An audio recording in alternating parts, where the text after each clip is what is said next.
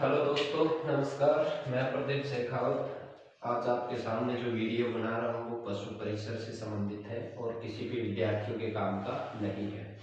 तो देखो विद्यार्थियों, लगभग ये पारिवारिक कोई घटना होने की वजह से बीच में मुझे टाइम नहीं मिल पाया और कोई वीडियो वगैरह भी नहीं बनाया। शायद 2 महीने या 3 महीने पहले जो वीडियो बनाया था उस वीडियो में मैंने पशु परिसर से संबंधित एक शायद 10 या 5 मिनट का वीडियो था।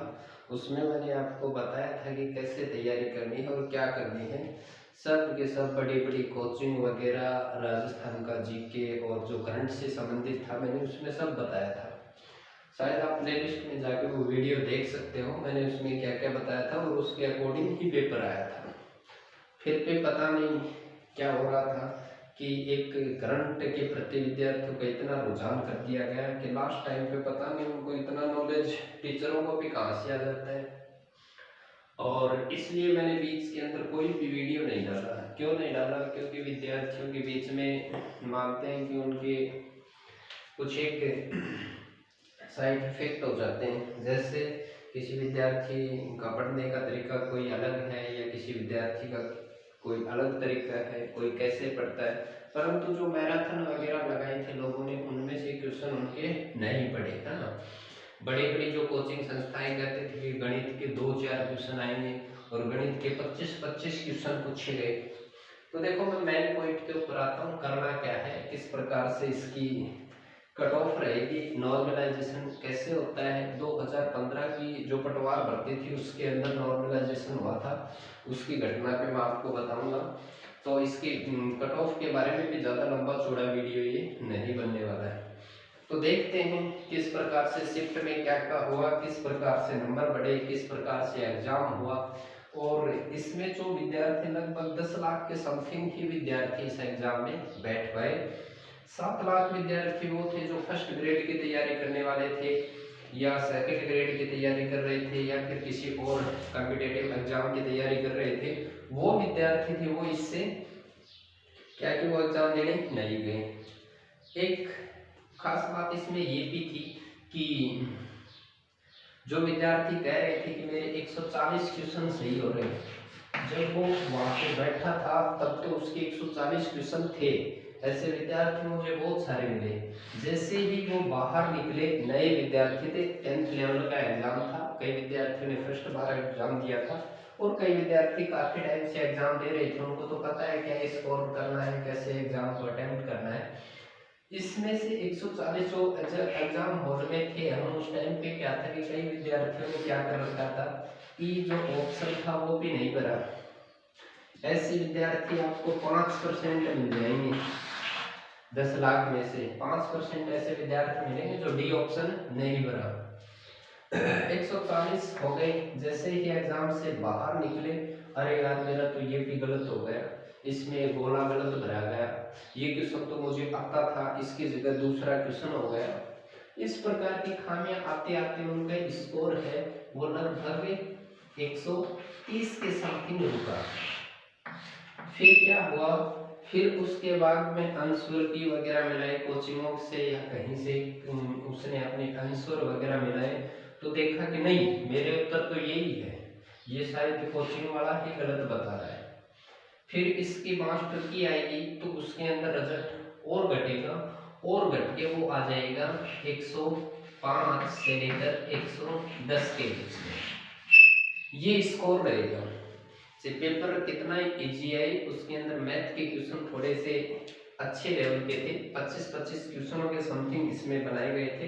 क्या इसका नॉर्मलाइजेशन रहेगा और किस प्रकार से क्या रहेगा वो एक बार देखते हैं। ये मान लो 1 दिसंबर का एग्जाम था। 1 दिसंबर के अंदर दो, फर्स्ट पारी और सेकंड पारी। ये आपकी 2 दिसंबर का एग्जाम था। इसके अंदर की 2 पारी थी, फर्स्ट पारी और सेकंड पारी।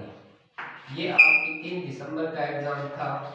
इसके अंदर क्या था कि ये फर्स्ट पारी और ये सेकंड पारी। ऐसे ही एग्जाम हुआ था बिल्कुल। ये जो एग्जाम था वो संडे का था, ये मंडे का और ये ट्यूसडे का। इस एग्जाम के अंदर जो विद्यार्थी गए थे उनको ये नहीं पता था कि मैथ के क्वेश्चन 2-4 आएंगे, तो इसमें बहुत सारे विद्यार्थी, किसी का जीके खराब हो गया। नॉर्मल जीके था राजस्थान का, मैं मानता हूँ, परंतु कुछ एक क्वेश्चन ऐसे थे इस पारी में कि विद्यार्थियों से हल नहीं हो पा रहे थे। इस पारी के अंदर जो विद्यार्थी स्कोर कर रहे थे वो लगभग 105 से और 107 के समथिंग ही होगा हाईएस्ट, ये अटल सत्य है।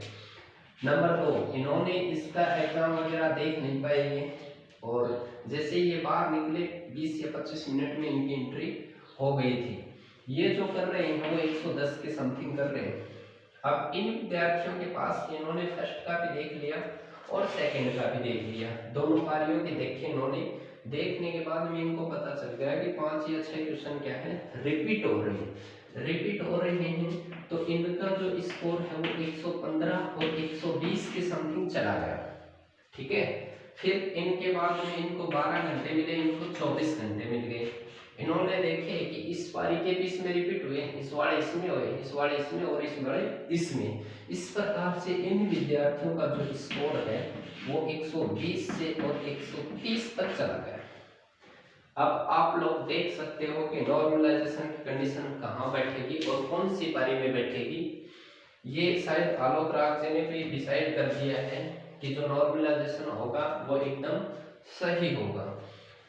तो ये जो विद्यार्थी हैं इनके मार्क्स तो क्या है, बढ़ेंगे, बिल्कुल बढ़ेंगे, और इनके घटेंगे। ठीक है, इन विद्यार्थियों के घटेंगे और इनके बढ़ेंगे। इस पारी के अंदर जो 1 दिसंबर को जो एग्जाम हुई थी उनके बढ़ेंगे, इनके थोड़े कम घटेंगे।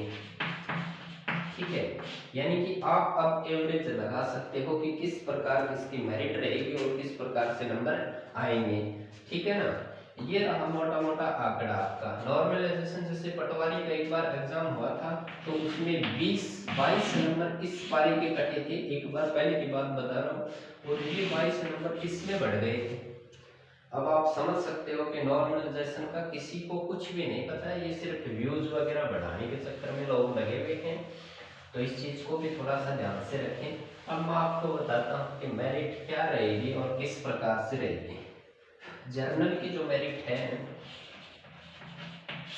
जर्नल की जो मेरिट रहेगी वो 115 से और 120 के बीच में रहेगी। उसके बाद में आपकी ओबीसी की मेरिट रहेगी, ये मानो आप 110 से और 115 के बीच में। इसमें मेल और फीमेल दोनों ही है ना। नॉन टीएसपी के 2-4 नंबर वगैरह है, टीएसपी के 2-4 नंबर वगैरह और कम कर सकते हो इसमें, नॉन टीएसपी और। इसके बाद में ईडब्ल्यूएस की मेरिट 105 से 110 के बीच में रहेगी भाई। ये क्वेश्चन बता रहा हूँ मैं, जिस विद्यार्थियों के इतने क्वेश्चन सही हो रहे हैं वो एकदम सेफ स्कोर के अंदर है। एमडीसी जो विद्यार्थी हैं वो लगभग ये मानो आप 1-2 क्वेश्चन कम कर सकते हो, 104 से और 107 के बीच में आप मान सकते हो।